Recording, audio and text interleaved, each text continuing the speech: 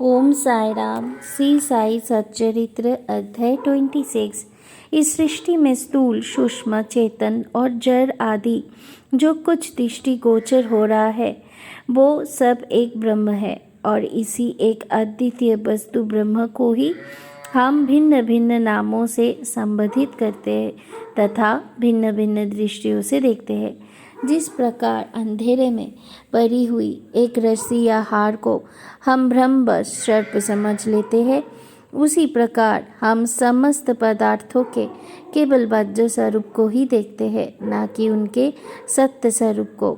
एकमात्र सद्गुरु ही हमारी दृष्टि से माया का आवरण दूर कर वस्तुओं के सत्य स्वरूप का यथार्थ में दर्शन करा देने में समर्थ है। इसीलिए आओ हम श्री सद्गुरु साईं महाराज की उपासना कर उनसे सत्य का दर्शन कराने की प्रार्थना करें, जो कि ईश्वर के अतिरिक्त और कुछ भी नहीं है। आंतरिक पूजन श्री हेमाड पंत उपासना की एक सर्वथा नवीन पद्धति बताते हैं। वो कहते हैं कि सद्गुरु के पाद प्रक्षालन के निमित्त आनंद अश्रु उष्ण जल का प्रयाग करो, उन्हें सत्य प्रेम रूपी चंदन का लेप करो, दृढ़ विश्वास रूपी वस्त्र पहनाओ तथा अष्ट स्वस्तिक भावों के स्थान पर कोमल और एकाग्र चित्त रूपी फल उन्हें अर्पित करो। भाव रूपी बुक्का उनके श्री मस्तक पर लगाओ, भक्ति की कपनी पहनाओ, कचनी बांधो, अपना मस्तक उनके चरणों पर रखो। इस प्रकार श्री साई को समस्त आभूषणों से विभूषित कर उन्हें अपना सर्वस्व निछावर कर दो। उष्णता दूर करने के लिए भाप की सदा चामर दुलाओ। इस प्रकार आनंददायक पूजन कर उससे प्रार्थना करो, हे प्रभु साई, हमारी प्रवृत्ति अंतर्मुखी बना दो, सत्य और असत्य का विवेक दो तथा सांसारिक पदार्थों से आसक्ति दूर कर हमें आत्मानुभूति प्रदान करो। हम अपनी काया और प्राण आपके श्री चरणों में अर्पित करते हैं। हे प्रभु साई, मेरे नेत्र को तुम अपने नेत्र बना लो ताकि हमें सुख और दुख का अनुभव ही ना हो। हे साई, मेरे शरीर और मन को तुम अपनी इच्छा अनुकूल चलने दो तथा मेरे चंचल मन को अपने चरणों की शीतल छाया में विश्राम करने दो। अब हम इस अध्याय की कथाओं की ओर आते हैं। भक्त पंत। एक समय एक भक्त जिनका नाम पंत था और जो एक अन्य सद्गुरु के शिष्य थे, उन्हें शिरडी पधारने का सौभाग्य प्राप्त हुआ। उनकी शिरडी आने की इच्छा तो ना थी, परंतु मेरे मन कुछ और है, विधाता के कुछ और वाली कहावत चरितार्थ हुई। वो पश्चिमी रेल द्वारा यात्रा कर रहे थे, जहां उनके बहुत से मित्र एवं संबंधियों से अचानक ही भेंट हो गया, जो कि शिरडी यात्रा के लिए ही जा रहे थे। उन लोगों ने उनसे शिरडी तक साथ साथ चलने का प्रस्ताव किया। पंत ये प्रस्ताव अस्वीकार ना कर सका।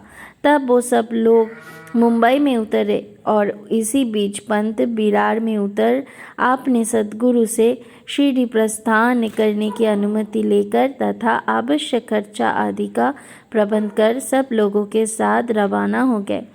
वो प्रातःकाल वहाँ पहुँच गए और लगभग 11 बजे मस्जिद को गए। वहाँ पूजनार्थ भक्तों का एकत्रित समुदाय देख सबको अति प्रसन्नता हुई, परंतु पंत को अचानक ही मूर्छा आ गई और वो बेसुध होकर गिर पड़े। तब सब लोग भयभीत होकर उन्हें स्वस्थ करने के समस्त उपचार करने लगे। बाबा की कृपा से और मस्तक पर जल की छींटे देने से वो स्वस्थ हो गए और ऐसे उठ बैठे जैसे कि कोई नींद से जगा हो। त्रिकालज्ञ बाबा ने ये सब जानकर कि ये अन्य गुरु का शिष्य है, उन्हें अभय दान देकर उनके गुरु में ही उनके विश्वास को दृढ़ करते हुए कहा कि कैसा भी आओ, परंतु भूलो नहीं, अपने ही स्तंभ को दृढ़तापूर्वक पकड़कर सदैव स्थिर हो उनसे अभिन्नता प्राप्त करो।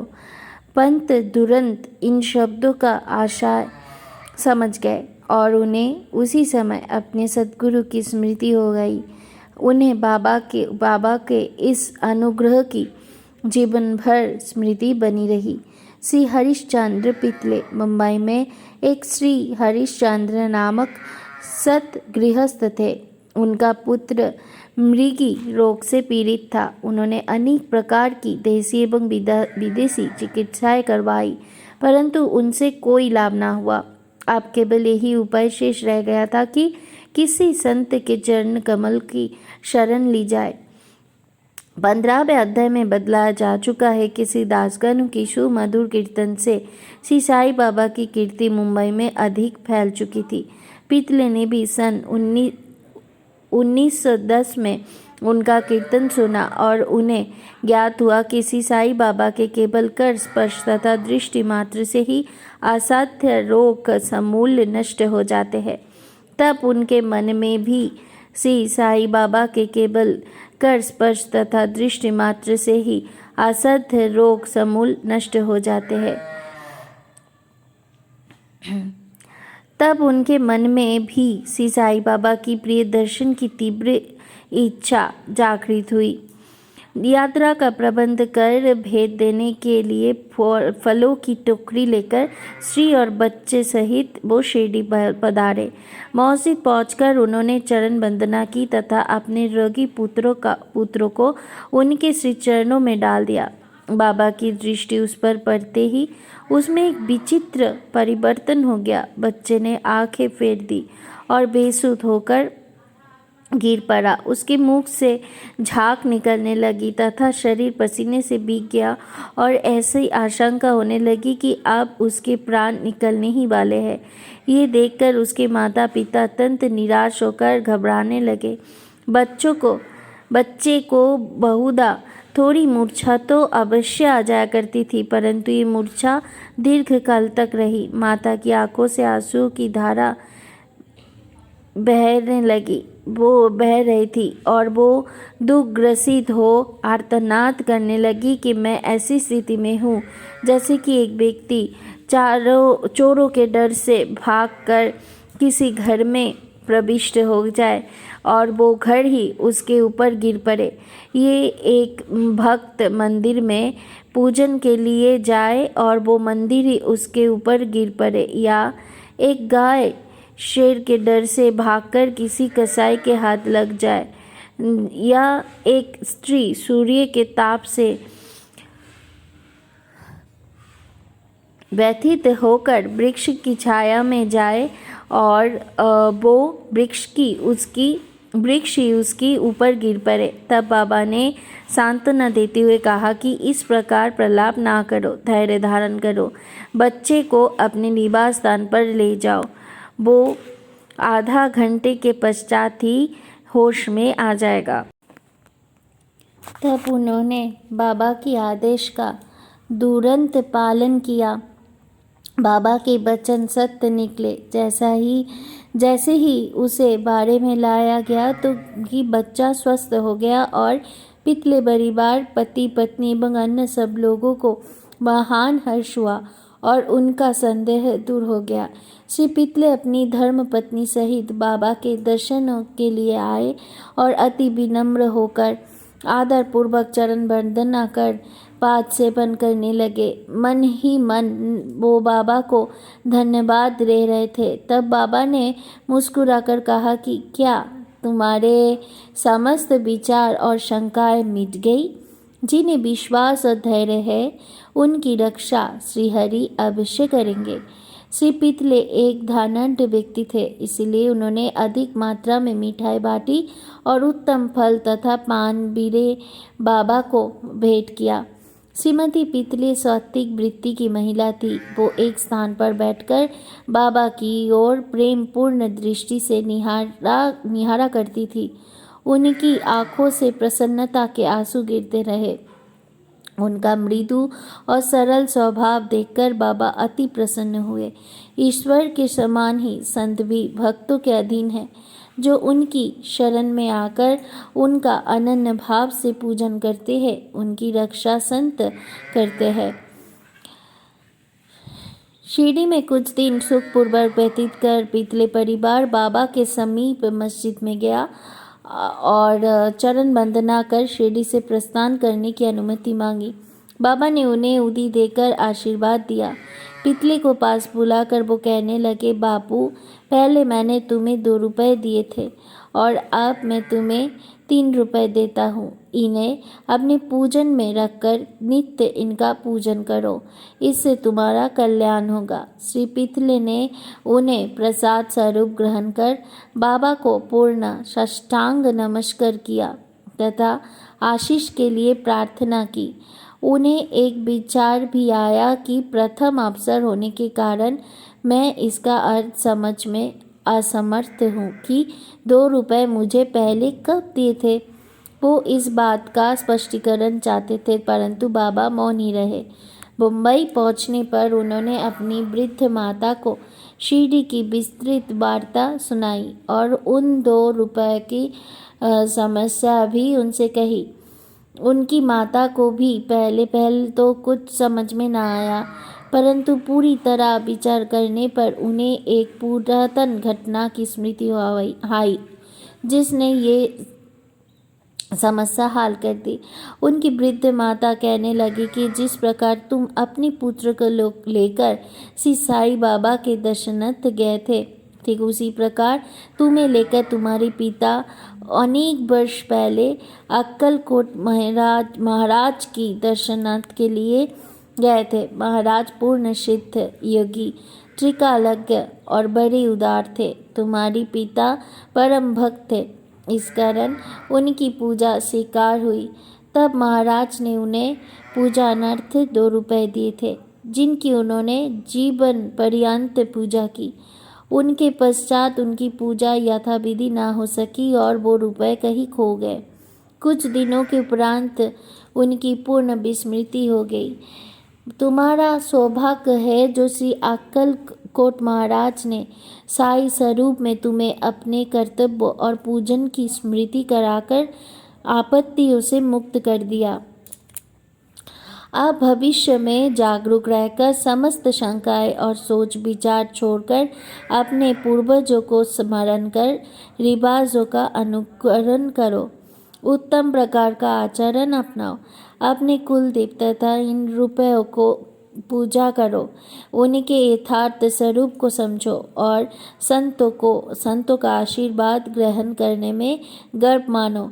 श्री साई समत ने दया कर तुम्हारे हृदय में भक्ति का बीज रोपण कर दिया है और अब तुम्हारा कर्तव्य है कि तुम उसकी वृद्धि करो।